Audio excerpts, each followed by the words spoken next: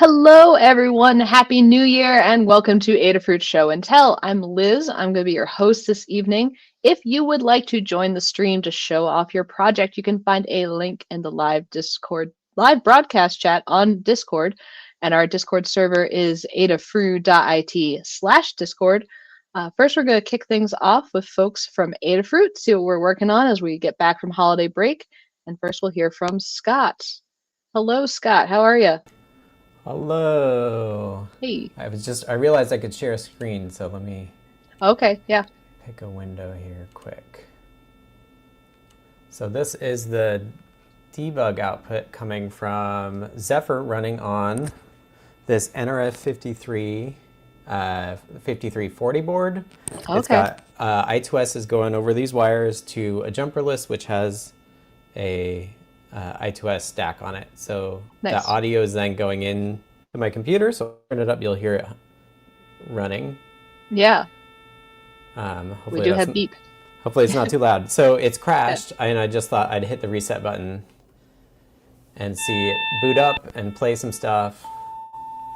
This is trying sample rates and signed and unsigned and stuff, and then it's crashing.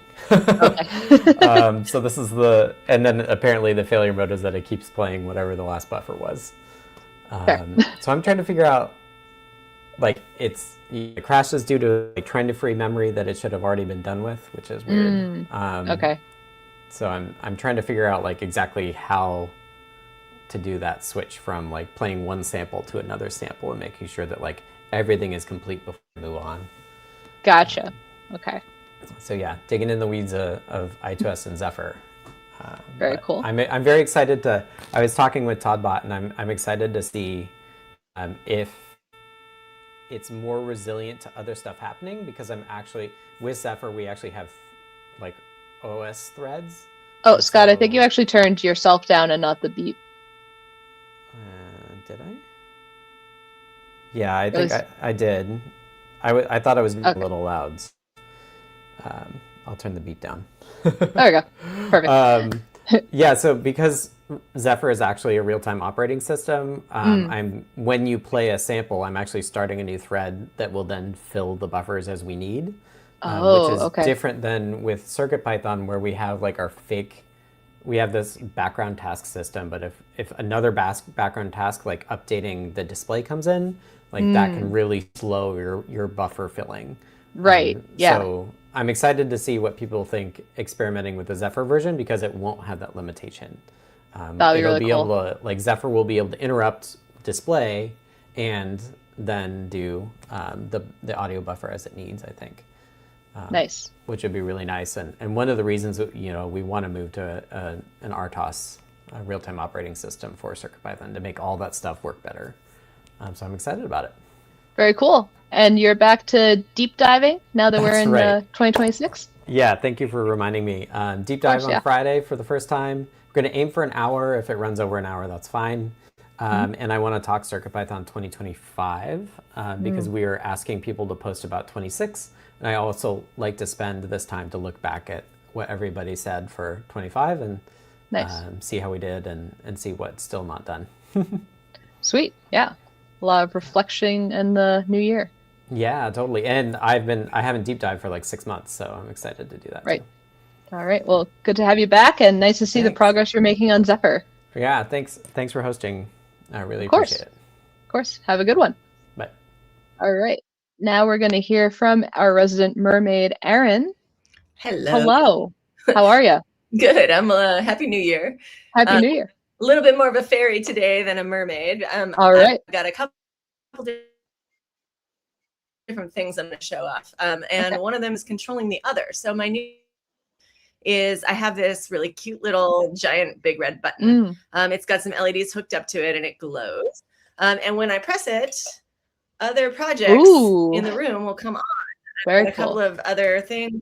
And, all this stuff is being controlled over Wi-Fi by this button, which isn't connected in any way. It's just plugged in. Nice. I just did a tutorial on how to build this. We're using WLED over Wi-Fi, and it was really a pretty easy project. And I've been doing this a minute, and I have a dozen WLED projects in my house. So I love being able to put this in my living room, and people can just control stuff you know, if they want Sweet. to, or the kids do it without having to have a phone, you know, and all that Yeah. stuff. So pretty neat. And I'm probably going to maybe use it for making my projects interactive. I can, you can set up a bunch of different presses. If I double click, it'll turn everything off, which is really nice. Nice. So that's what, yeah. And then just while I'm here, I will show off this project, which is something I launched a couple weeks ago, but I don't think it's shown, is these little mushrooms. So this is a little log with mushrooms on it. They are made out of hot glue, and they're using the fixed address LED strip from Adafruit. So they're kind of like those fairy light strands with the copper wire in between them. And I just made all the mushrooms out of hot glue and put them on the log, and they make me incredibly happy. So very cute. It turns my little space into a little fairy haven here. So very organic. I see you also have mushrooms outside too, so it's a full themed out. We are yeah. Love it. Yeah, we have WLEDs on our porch, so we use the app to turn it off and on, but it might be cool to do a dedicated button so that we don't have to do the app. So be looking at your guide. Right. Yeah, sometimes you don't know where your phone is or whatever. And you can set them on a timer and stuff too, but we have found this to be really convenient. Or when people come over and I want to turn the lights on, you know, I can do it dramatically. I also made an itsy bitsy one, which is like really small and battery powered with a tiny button on it. So you can hide that in your pocket, and then you can just make the lights change with magic. So that's cool. It's fun. Mm-hmm. Very cool. All right. Well, always great to see what you're working on, Erin. Thank you. Have a good one. Thanks. So now we're going to hear from JP. Hey, Liz. Hello. Hi. Happy New Year. Hey, Happy New Year. So I wanted to show a Learn Guide update that I just launched today related to doing emulators on fruitjam. Popular topic. And if you switch to or add my camera there, you'll see, okay, I've got a little 3D printed case I did for another fruitjam. That's what's plugged in. This one's got HDMI out, power, and a USB SNES-like controller on it. Nice. And I'm going to go ahead and switch what this camera is grabbing to the feed of, let me turn this off and back on. This fruitjam. So this is a multi-retro game emulator. This is by Frank Hodemakers, and Frank did a bunch of the emulation ports. There are different emulators running on Pico. He's written some, he's modified some to work on different boards. And one of the things he did really beautifully was make a lot of these emulators run on fruitjam in particular, along with a whole bunch of other systems. Since fruitjam has the HDMI out, built-in SD card, a DAC, and USB host, it's really great for doing these types of projects. However, what we've been doing in the past is running Pico NES to run a Nintendo Entertainment System, or just a Genesis, or just a Game Boy. He had just put out a Game Boy and Game Boy Color emulator, and I was thinking of adding that to the guide when he said, hey, hold on a second. I've actually spent some time over the holidays putting all of that under one menu system, which is what this is. So you can see here, if I go back to the top level, I'm seeing different emulators that I can run. So this is Game Boy and Game Boy Color. This one is a Mega Drive, or Genesis, as it's called here in the US. NES and Sega Master System, also Game Gear is bundled up in that. And he also added wave playback. So if I hit this, it's going to play a song. You won't hear it too loud because I don't have the mic anywhere near it. But so that'll play music. You can also use that to test your levels of your volume when you're adjusting volume. The whole thing has, let me pause that music here. The whole thing has a really neat couple of added features. There are these settings where you can turn on things like scan lines to make it look like a CRT a little bit, turn on frame rate overlay, and do some menu color stuff. So that's sort of overall system thing. But what I found really cool is if we jump into one of the emulators, so I'm going to go into, let's say, NES, and I'll run Super Mario Brothers. I can go into the game-specific menu for this game that's currently loaded. We can quit from here. Save states. He added save. Save states, if you're not familiar with them, are what make retro games tolerable to the modern player. Because when I was a kid, if you were playing a game like this, you played until you lost all your lives, and then you basically started over again. Actually, Super Mario Brothers, you could start from the last world you've been to. This adds save states, which you can use right before a difficult part. Save, try it, fail, save, try it, fail a bunch of times, and finally get past it, which is the only way I've gotten through most of these kinds of games in the modern era. So if I head into here, you can see I've got a slot 1 save. I'm going to go ahead and hit the, start button on my controller. And now I've started it right before the end of cool. Second level here. Basically, that's where I put a save. So I didn't start at the beginning. I started right here. We've also got controls with the fruitjam buttons. There's a couple of these nice big buttons on the front of the fruitjam. You can use those to turn the speaker audio on and off. You can still play over the DAC through the headphones out. So let me get away from here. So anyway, that if I jump back out, quit the game, I can go back, and now instead of NES, I can run a Game Boy game. I've got Bomberman on here.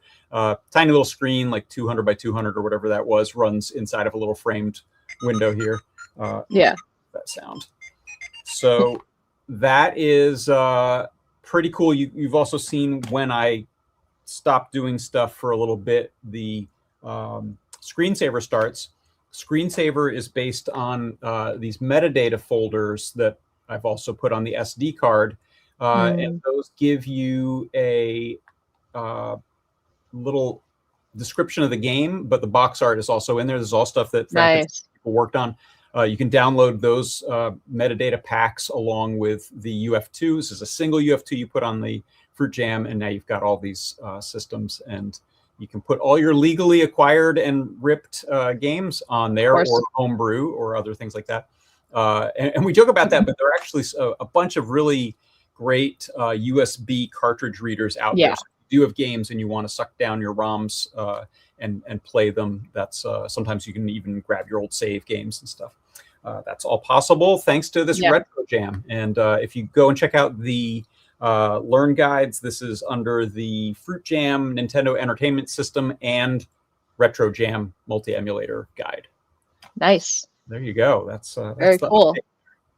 And are you going to be doing your workshop show tomorrow? Yeah, come on by tomorrow. I've got the workshop. I'm going to show some cool stuff that Phil was working on. He asked me to show off some stuff he was working on over the break.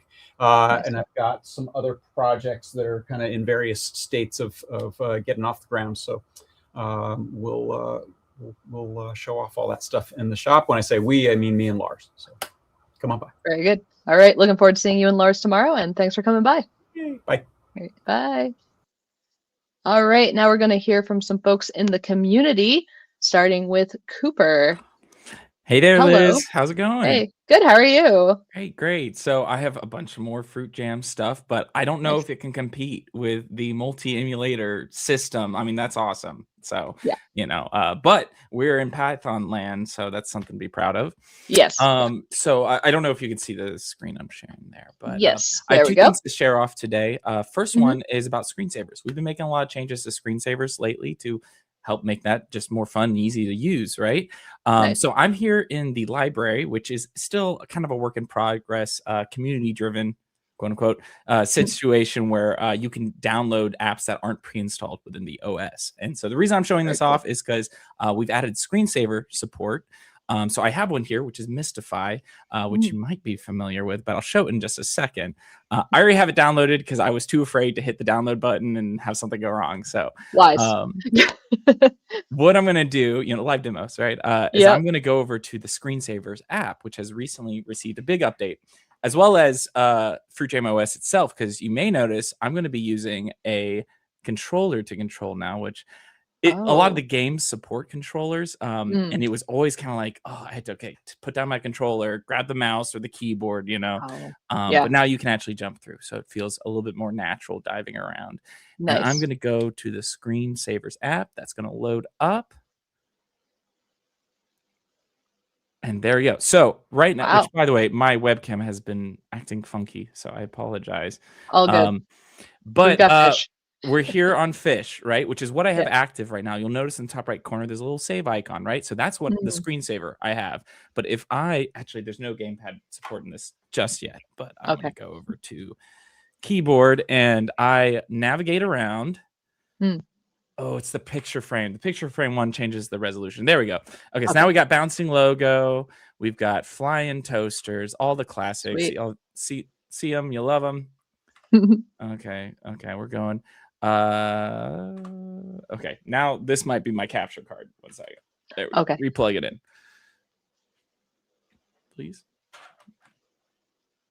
There we go. Mystify. Okay, cool. So, and it's running a little slow, probably because I'm doing some stuff right now. But I want to set this as my new screensaver, so I'm just going to hit enter. And you'll notice the icon changed there in the top right. So we are now using the Mystify screensaver. I'm going to go back to fruitjam OS, and it should, well, we'd have to wait 30 seconds. But in theory, you should have this new screensaver. So just, new features. Now, part 2, if we have the time. Which we have time. Okay, cool. Is pac-jam. Pac-jam. You may have heard a bit of before. Me, Retired Wizard, and Anne have been working on this new, flagship app, I would say, for fruitjam OS, I hope. So I'm going to load that up. And we do have audio. However, I don't know if I have audio working, so I just have it running over the speaker. So if you hear little bleeps and bloops, that's what that'll be. And once again, I'm sorry about my webcam. It's okay. It's okay. That didn't fix it. Did it fix it? Okay.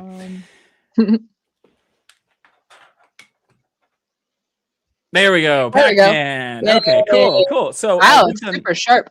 We've done a lot. Oh, it actually started playing. I'm already dead. But we've been doing a lot of updates to this, make it work on a lot of different resolutions, a lot of different formats. So even Tate mode, which is basically vertical orientation supported. A few things like that. We have gamepad support. It's a little slow whenever you first get running. I don't know why. This is work in progress. But once you get going, though. Wow, it's Pac-Man. And all this is Python. It was originally developed by a GitHub user, Scalaran, I believe. And I think it was kind of an AI project, but we have taken it up. I mean, the AI did a lot of the grunt work, which I'm not against per se. Then you can polish it up and do the actual dev and design work. Exactly. So it may not play exactly like the arcade, but I was in the arcade the other day with my partner who is really good at Pac-Man, and she's been testing this for me, and honestly, she didn't see that much of a difference. So that's great. So that's the deal. That's what I got for you today. Very cool. And it looks really super smooth. Looks great. Oh yeah, and I'm really looking forward to just building this up even further and adding more applications for people to try out. And this will be featured in the library as well. Sweet. So very cool. My request for Pac-Man would be you could maybe choose between playing as Pac-Man or Ms. Pac-Man.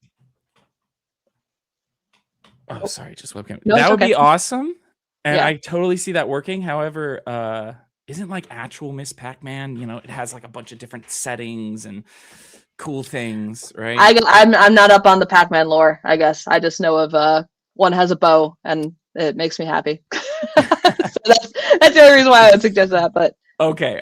I'll put in a PR for it for you. Thanks.